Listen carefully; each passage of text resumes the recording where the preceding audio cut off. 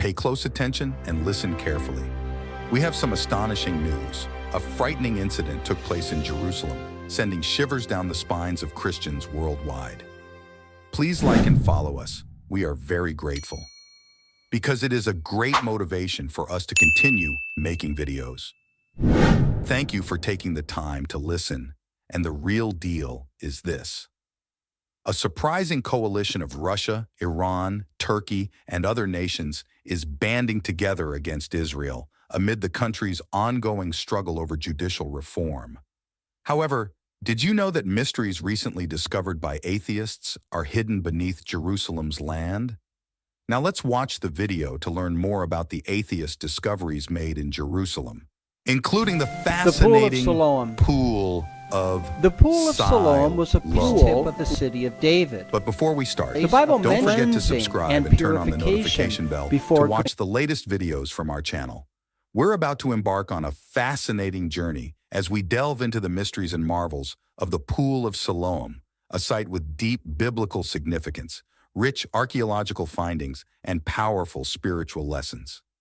Nestled within the ancient city of Jerusalem, this sacred pool is the stage for one of Jesus's most awe-inspiring miracles, as well as a testament to God's divine intervention and protection in the Old Testament. As we navigate the storied past of the Pool of Siloam, we will uncover the various layers of meaning, history, and spiritual insights woven into this captivating biblical locale.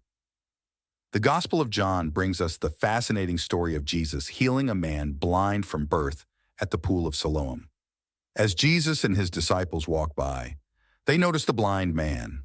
His disciples ask whether the man's blindness is a result of his own sins or those of his parents. Jesus replies that neither is the case.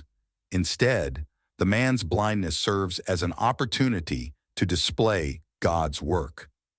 Then, he proceeds to perform one of his most memorable miracles. Jesus spits on the ground, creating mud with his saliva, and applies it to the man's eyes. He then instructs the man to wash in the Pool of Siloam. Obediently, the man follows Jesus' directions, and upon washing, he gains his sight for the first time in his life.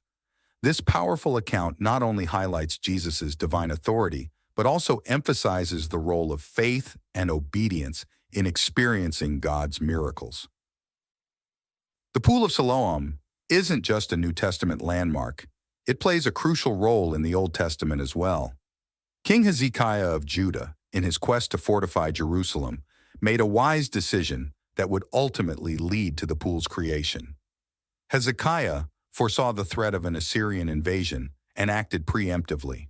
His engineers constructed a tunnel to redirect water from the Gihon flows the Gihon to Spring, the western side, the main source of water for the city of David. From here, the water flows through the heart of the rock. But also a 533 mentioned in 2 Kings 22. In my opinion, the ingenuity of King Hezekiah's plan is a testament to his faith and reliance on God's guidance. The Pool of Siloam, born out of his efforts, would later become the backdrop for Jesus' miraculous healing.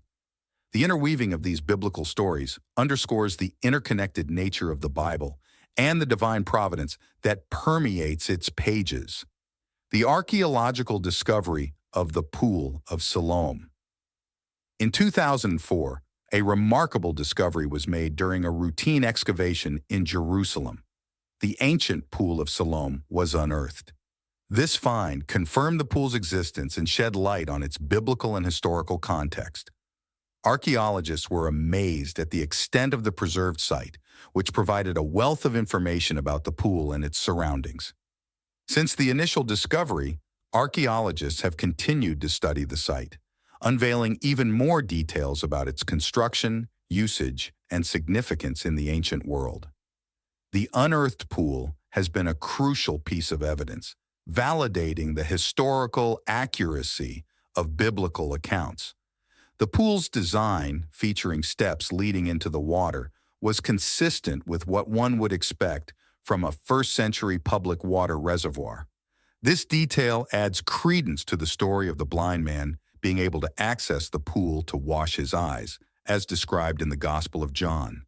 The excavation also revealed an ancient street that led from the Pool of Siloam to the Temple Mount. This street would have been used by countless pilgrims, including Jesus and his followers, as they made their way to Jerusalem's religious center. The healing at the Pool of Siloam serves as a powerful reminder of the divine healing power of Jesus. This story has inspired many modern healing ministries, which seek to emulate Christ's compassionate care for the sick and suffering. These ministries often emphasize prayer, anointing with oil, and the laying on of hands as means to seek God's healing intervention. While the methods may differ from those employed by Jesus at the Pool of Siloam, the underlying message remains the same. God is the ultimate source of healing and restoration. In today's world, healing ministries can be found in various forms, from church-based initiatives to nonprofit organizations. These groups provide support, hope, and care for individuals who are struggling with illness or disability. Most readers of the New Testament remember the dramatic story of how Jesus healed a blind man at the Pool of Siloam in Jerusalem. The pool was a major feature of ancient Jerusalem as it was fed by spring waters, which qualified it for use as a mikveh for ritual bathing. That is why Jesus told the man he healed, "Go, wash in the Pool of Siloam." So the man went and washed and came home seeing. Verses 7. The pool's history predates the time of Jesus by many centuries, however.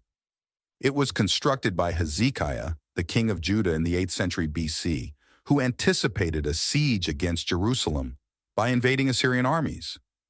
So the pool began as an important source of fresh water for the inhabitants of ancient Jerusalem, and probably only later began to be used as a place of ritual bathing, as it evidently was in Jesus' time.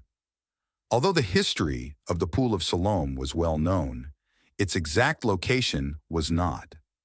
In 1880, the famous Siloam inscription was discovered, carved on the wall inside the water tunnel made by Hezekiah, which led to the Pool of Siloam. The ancient Hebrew inscription records how the tunnel was constructed by digging from opposite ends and meeting in the middle. So the tunnel that supplied the pool's water was known, yet the pool itself remained buried. Traditionally, the site of the Siloam pool was the pool and church that were built by the Byzantine Empress Eudoxia to commemorate the miracle recounted in the New Testament. However, the exact location of the original pool as it existed during the time of Jesus remained a mystery until only recently. British-American excavations conducted in the 1890s led to the uncovering of some of the steps of the pool itself near the city of David to the southeast of the traditional site. And in the 1960s, famed British archaeologist Kline found more of the steps. In 2004, municipal water company work exposed additional steps. And subsequently, Israel's Archaeological Authority, the IAA, began systematic excavation of the area. Now, the IAA has announced that it has confirmed that the pool was larger than previously thought, 225 feet wide and approximately 1.25 acres in area, and that steps existed on at least 3 sides of the pool, allowing visitors to sit and immerse themselves in the water. IAA also announced that a good portion of the pool is now excavated, and it is hoped that it will soon be open to the public for the first time in 2,000 years. The Pool of Siloam, Hezekiah's tunnel, and the texts and finds that have been unearthed in and around these sites are of great importance for understanding and establishing the biblical stories. According to Professor Gershon Galil, head of the Institute for Biblical Studies and Ancient History at Haifa University in Israel, these finds support the claim that scriptures in the Book of Kings are based on texts originating from chronicles and royal inscriptions, and that the Bible reflects historical reality and not imagination. The Pool of Siloam is also important as part of the wider context of ancient evidence of the Jerusalem of Jesus' time. The half-mile running through the city of David from the Pool of Siloam in the south, continuing along the pilgrimage road up to the footsteps of the Western Wall, Southern Steps, and Temple Mount, represents the most religiously significant half-mile on the planet.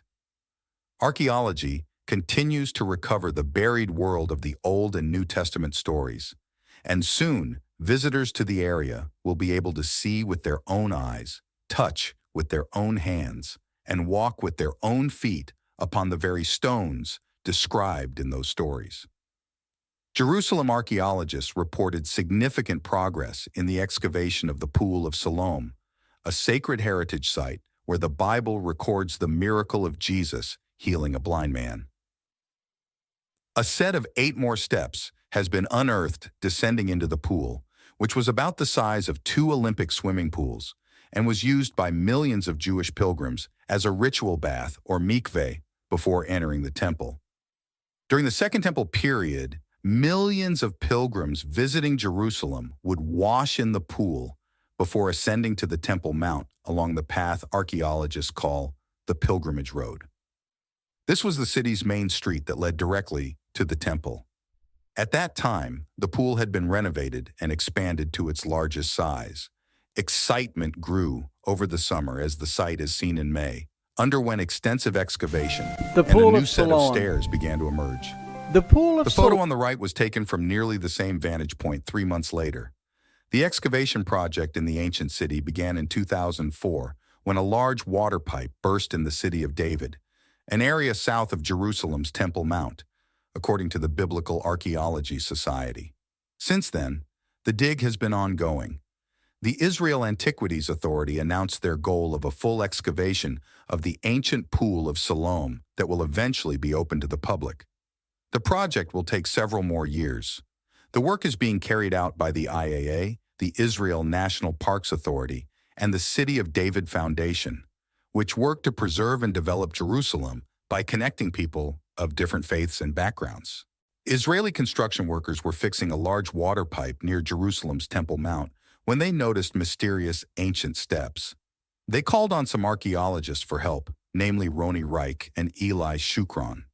The two proceeded to excavate the site and found one of the most significant archaeological affirmations of the Bible. The steps led down to a 225 feet long pool, the Pool of Siloam. What they discovered matched the exact location of the Bible's description of the pool. It was located next to Hezekiah's tunnel and near the Temple of the Mount. According to the Bible, King Hezekiah first constructed the pool during his reign. It carried the fresh water from the Gihon spring, delivering it to the rest of the city. In the New Testament, the pool served as a mikveh, or ritual bathing for the Jews. But during Jesus' time, it did a greater purpose. It was where Jesus performed one of his miracles. In John 9:1-7, he restored a blind man's sight by using mud and the waters of the pool. The pool's discovery has silenced many skeptics and historians who claimed the pool was non-existent. Scholars have said that there wasn't a Pool of Siloam and that John was using a religious conceit. Now they have found the Pool of Siloam exactly where John said it was. This only proves that the Bible is more than pure theology. It is now grounded in history. While repairing a sewer in June 2004, near an area known as the King's Garden, excavators uncovered a couple stone steps. Recognizing that the steps probably led down to the Pool of Siloam during the Second Temple period, Israeli archaeologists Roni Reich and Eli Shukron took over the excavation and proceeded to expose and widen the entire length of stairs. The stone staircase had 3 sections. Each section had 5 stairs and a narrow esplanade landing. Archaeologists believe that all of the stairs were submerged when the pool was full, and the esplanade allowed people to stand and linger. Measuring some 225 feet, the end of the stairs each had a stepped corner, which indicated that the pool had at least stairs on 3 sides. Because most of the area was on private property, archaeologists were unable to determine the shape or how large the pool was. The steps had 2 different types of construction. At its deepest layer, the steps were made of plaster, and remarkably 4 coins were found in the plaster. The coins were of Alexander Janus and dated the construction sometime around 103-76 BC. At a later time, the plaster stairs were faced with stone steps. Discovered at one end of the pool were two types of artifacts: Second Temple pottery shards and a dozen coins that were dated firmly to the first Jewish revolt. Both artifacts ceased in circulation when the Romans destroyed Jerusalem. Thus, archaeologists know when the Pool of Siloam was abandoned. Over time, mud accumulated until the pool disappeared, and in some places, nearly under 10 feet of mud. While this discovery is certainly the Pool of Siloam that existed during the time of Jesus and mentioned in John 9, archaeologists are uncertain if this is the original Pool of Siloam built by Hezekiah. One piece of evidence supportive of the location, being the same or close to Hezekiah's original pool, is that the much older Siloam channel and blocked empties into this Second Temple period pool.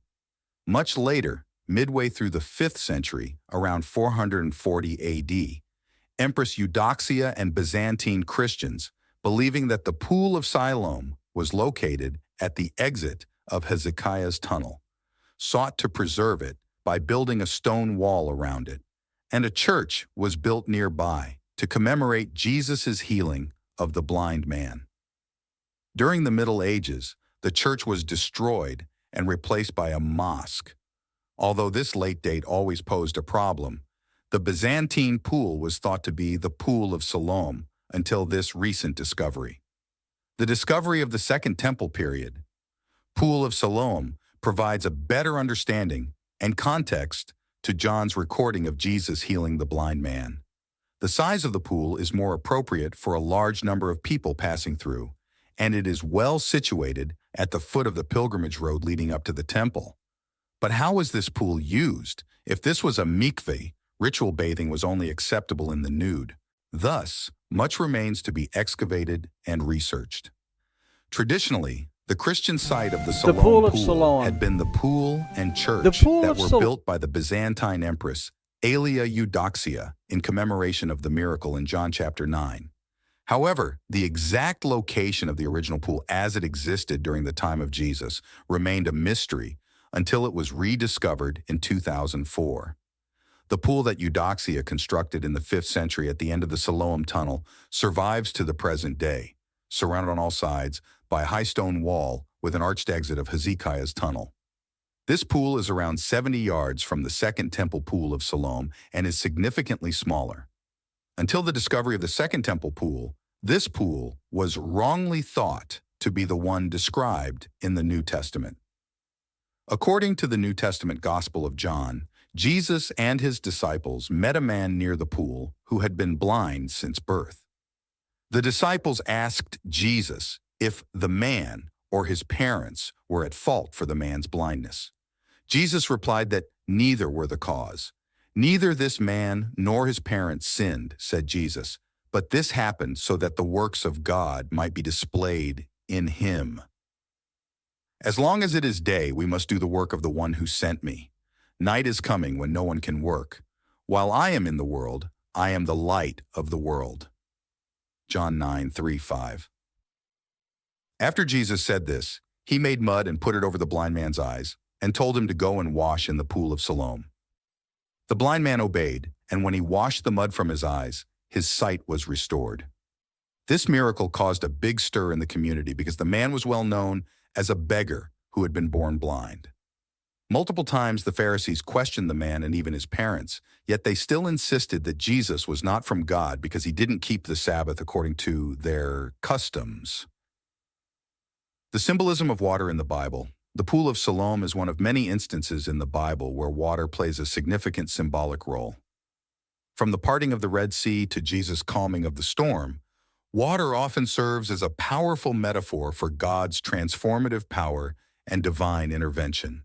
In the New Testament, water is frequently associated with baptism and spiritual rebirth. These associations invite us to consider the deeper spiritual meanings behind the events that transpire at the Pool of Siloam. Furthermore, water also symbolizes purification and cleansing as seen in the ritual washing practices of the Israelites. This symbolism can be connected to the spiritual cleansing that occurs when we repent and turn to God. The story of Jesus meeting the Samaritan woman at the well is another powerful example of water symbolism.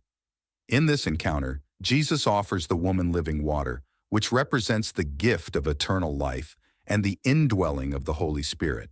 The miraculous event at the Pool of Siloam offers several valuable lessons for believers today. First, faith in action. The blind man's decision to follow Jesus' instructions and wash in the pool demonstrates his faith and obedience. This teaches us the importance of trusting in God's wisdom and guidance, even when it seems unconventional or challenging. How can you put your faith into action today? Second, the physical healing of the blind man symbolizes the spiritual cleansing that takes place when we accept Jesus as our Savior. The Pool of Siloam reminds us of the transformative power of God's grace and forgiveness. Consider your own spiritual journey. Are there areas in your life that need cleansing and renewal? How might you seek God's forgiveness and healing in those aspects of your life? The miracle at the Pool of Siloam highlights God's sovereignty and perfect timing. Jesus performed this miracle on the Sabbath, which led to a debate among the Pharisees about his divine authority. This event underscores the importance of trusting in God's plan and recognizing that his ways are higher than our own. The miraculous healing at the Pool of Siloam has captivated artists, poets, and authors throughout history. Many have been inspired to depict this powerful scene through various forms of art, resulting in a rich tapestry of creative expressions that help bring the biblical narrative to life. The Pool of Siloam is a treasure trove of biblical history, archaeological discoveries, and spiritual inspiration. From its inception as a hidden water source to its role in Jesus' miraculous healing, this ancient site serves as a powerful testament to God's enduring presence throughout the ages. The Pool of Siloam archaeology site affirms Jerusalem's biblical heritage. Living in a time where so much of biblical history is being questioned, it's encouraging and exciting to be able to unearth more historical heritage and antiquity. You can see it, you can touch it, you can walk on it. Heritage in Jerusalem going back thousands of years is not simply a matter of faith, but a matter of fact. It's a big responsibility, and it's also a big privilege, and the best is truly yet to come. As we've explored the Pool of Siloam and its significance, I hope you've gained a deeper appreciation for the interconnected nature of biblical stories and the ways in which they continue to inspire us today. If you're inspired to see the Pool of Siloam for yourself, you're in luck. The site is now open to visitors and offers a unique opportunity to walk in the footsteps of biblical history. The excavation area is located in the city of David National Park, near the old city of Jerusalem. When visiting this fascinating site, prepare to be amazed by the ancient pool, Hezekiah's tunnel, and the Siloam inscription. Each feature has its own story to tell, providing valuable insight into the lives of those who once lived and worshipped in this area. Don't forget to visit the nearby archaeological exhibits, which showcase various artifacts discovered during the excavation process. You'll gain a deeper understanding of the Pool of Siloam's historical and cultural context. Finally, consider joining a guided tour to enrich your experience. Knowledgeable guides can provide valuable insights and help bring the stories of the Pool of Siloam to life. Just imagine being a fly on the wall during this time at the Pool of Siloam. Through Jesus' divine power, he made a blind man see. Let us find peace and trust that Jesus not only performed a miracle at the pool, but that he performs miracles every day for you and me. That's all about today's video. Thanks a lot for watching. If you enjoyed this video, please give us a like and subscribe. Your support will be our motivation. We're very happy to hear from you. Remember to hit the bell icon to get notifications from our channel. We look forward to seeing you in our upcoming videos. The Pool of Siloam. Until then, take care The Pool of and goodbye. I have to tell you, that's not what I thought the Shroud of Turin experts said. The Shroud of Turin has been a subject of intense debate, speculation, and fascination for centuries. Is it truly the burial cloth of Jesus Christ, or an elaborate forgery? For decades, the radiocarbon dating seemed to settle the matter, indicating the shroud was from the 13th or 14th century, not the time of Christ. However, groundbreaking new evidence has emerged that has turned the shroud controversy on its head and left everyone stunned, believers and skeptics alike. Let's dive deep into this shocking new development with Glenn Beck's riveting interview with Barry Schwartz, one of the official documenting photographers who examined the shroud up close in 1978. The 1978 examination begins. In the late 1970s, a remarkable event was about to take place that would shake the very foundations of what we thought we knew about the Shroud of Turin. A team of 24 preeminent scientists from elite research institutions like Los Alamos National Lab, the U.S. Air Force's Weapons Lab, and more had been granted unprecedented access to closely examine this mysterious relic. But what led these hardcore scientists and skeptics to dedicate 5 grueling days and nights to an ancient piece of fabric? And what did they hope to find? Well, here's where things get really interesting. As Barry Schwartz, the official documenting photographer, explains to Glenn Beck, the team's sole mission was to determine once and for all how the famous image on the shroud surface was formed using rigorous scientific analysis. Was it a painting, a scorch mark, or something else entirely? Schwartz himself was admittedly a complete skeptic at the outset, having no emotional ties to the shroud as an Orthodox Jew raised in a secular home. His role was simply to visually document the proceedings with his camera. Little did he know this assignment would change his entire perspective forever. But this is where things get shocking. The shocking discovery. Equipped with the cutting-edge technology of the time, the scientists began an arduous, around-the-clock examination, subjecting the shroud to extensive chemical analysis, microphotography, X-ray scanning, and more.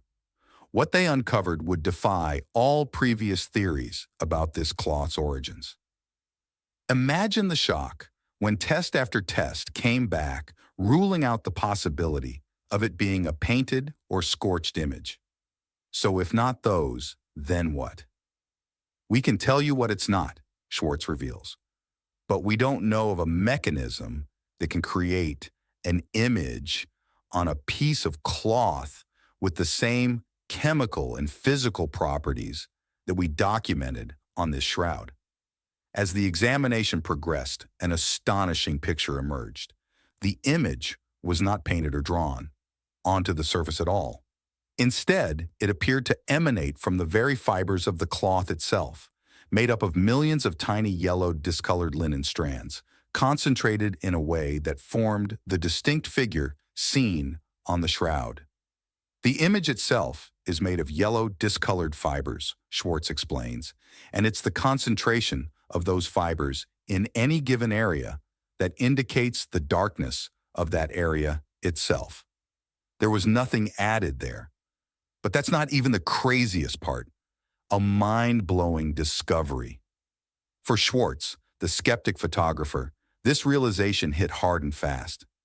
After just 15 minutes of examining the shroud up close under a 10x magnifier, he knew without a doubt there were no pigments, paints, or artificial additives present on the cloth whatsoever. The implications were staggering.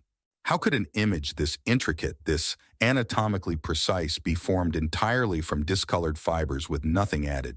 Surely these scientists must have found an explanation, right? As the days wore on, bleeding into nights at their lab stations, every known possibility was evaluated and systematically eliminated.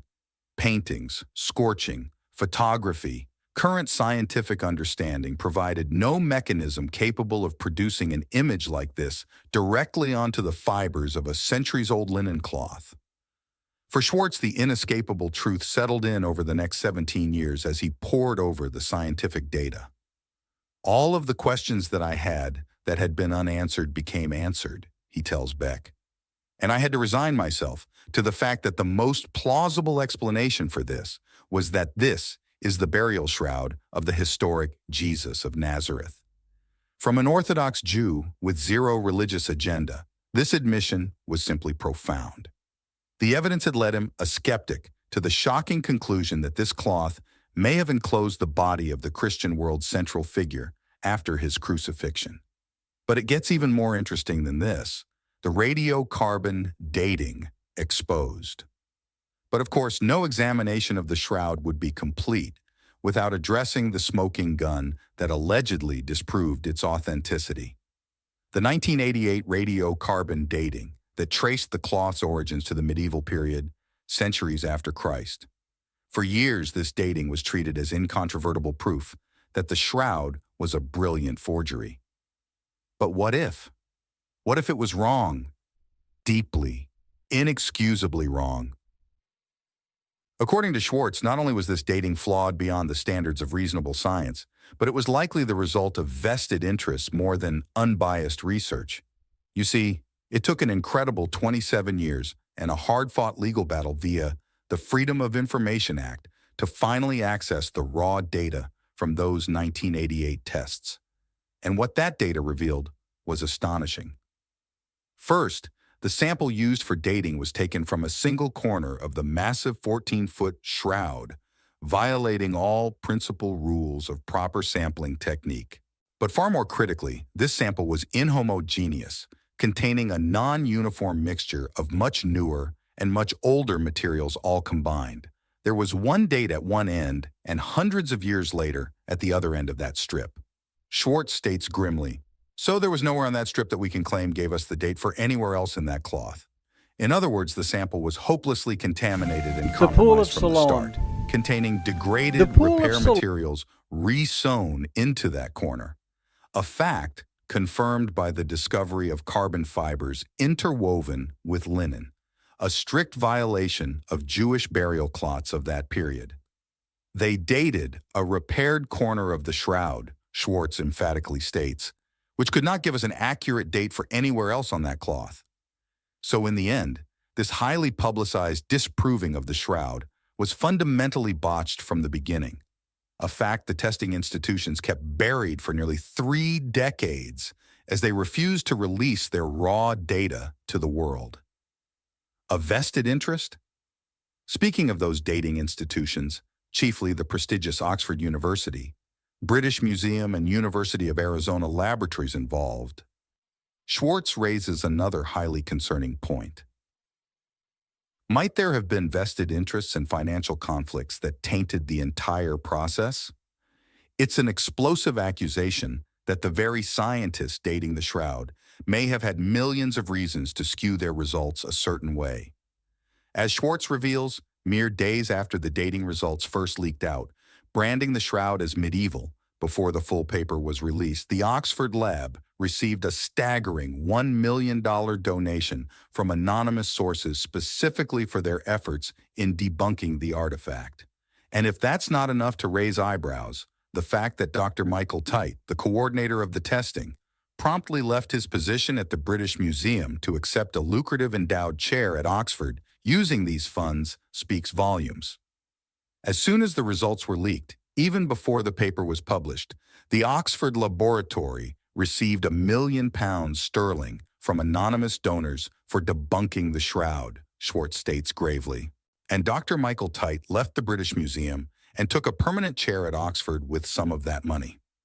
So was there a concerted monetary incentive to date the shroud to medieval times, regardless of the scientific accuracy? Or is the highly sensationalized result more agenda-driven than truth-driven? These are chilling possibilities that cast a dark pall of doubt over those famous radiocarbon tests. But let's take a pause for a moment, because things are about to get unbelievable. The journey from skeptic to believer. For Barry Schwartz, the journey from skeptic to believer was neither quick nor comfortable. Reflecting on those intense days in Turin, he admits the scientific team treated the shroud with the utmost reverence, fully aware of its tremendous significance as an object of faith for billions worldwide.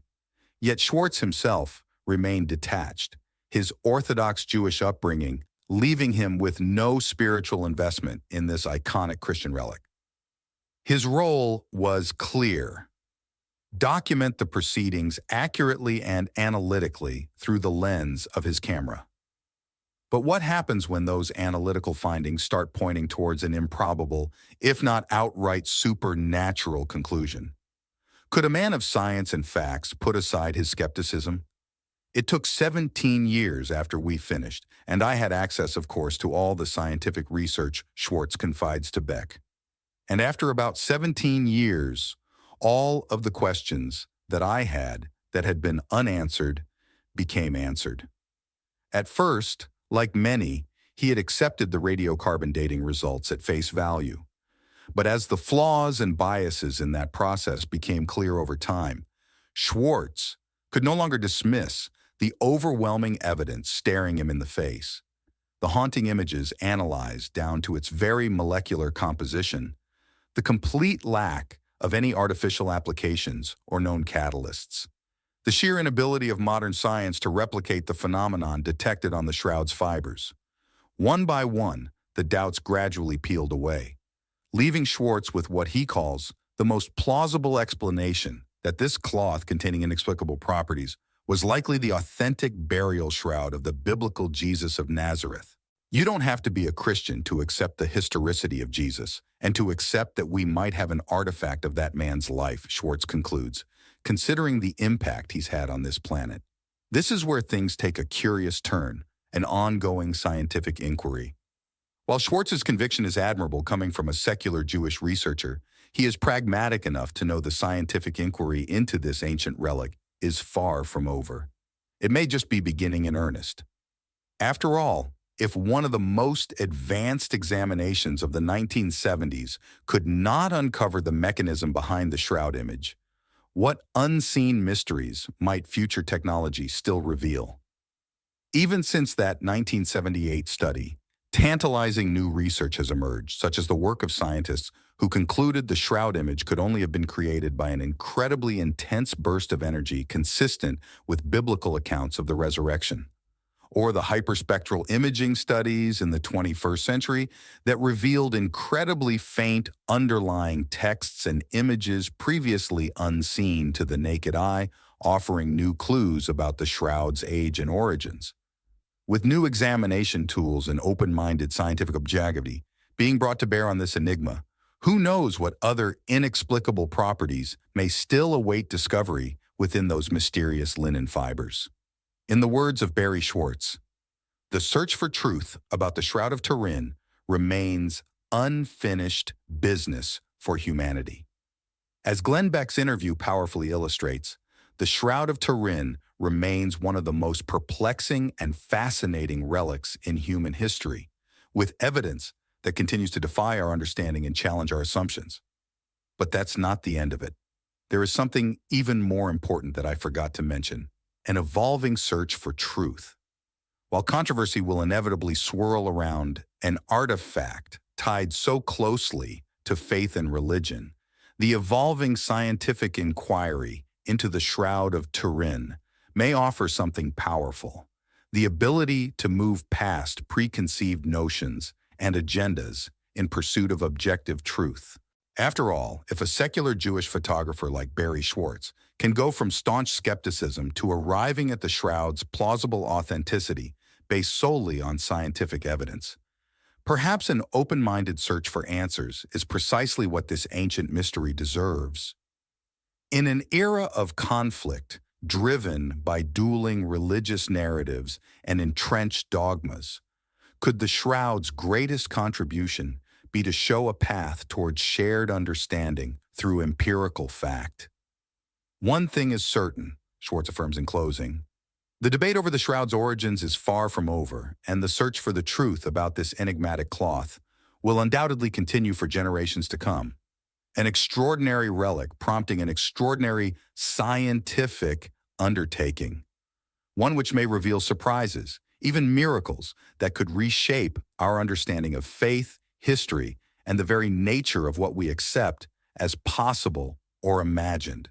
The quest to unlock the ultimate truth of the Shroud of Turin carries on, And the resounding evidence is this mystery is far from over. But the biggest question remains, are we truly prepared to accept the answer, whatever it may be? The Pool Even of if it Siloam. defies our current understanding of Siloam. science, religion, and the limits of what we think is possible in this world, the shroud of Turin's greatest test may be of humanity's minds more than the relic itself.